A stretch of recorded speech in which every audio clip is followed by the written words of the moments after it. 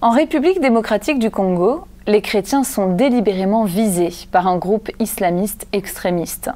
Celui-ci terrorise la population à l'est de ce pays. Il s'agit de la Défense musulmane internationale, la MDI, qui agit plus particulièrement dans la province du Nord Kivu. L'objectif de ce groupe ? Créer une zone musulmane dans la région des Grands Lacs. Il tente de nettoyer la zone de toute présence chrétienne. Un pasteur explique, je le cite, « Pour instaurer de force leur califat, ils assassinent toutes les personnes qui se trouvent au sein de ce qu'ils ont déclaré être leurs frontières, puis abandonnent les corps afin de montrer à tous comment ils agissent.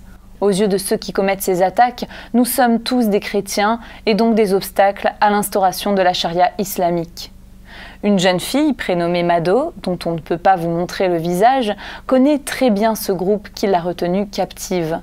Elle a été jetée dans un trou profond avec 11 autres personnes pendant 4 mois. Forcée à devenir musulmane, mariée de force à un homme âgé, cette jeune femme a réussi à s'échapper après 15 mois d'esclavage. De ce terrible événement, elle garde le souvenir d'une dame parmi les victimes qui n'avait de cesse d'encourager les autres à tenir ferme dans leur foi. Dans cette zone de la République démocratique du Congo, l'Église est généralement connue pour être forte spirituellement. Mais le défi de la persévérance et de la fidélité à Christ reste de taille. L'action, c'est prier.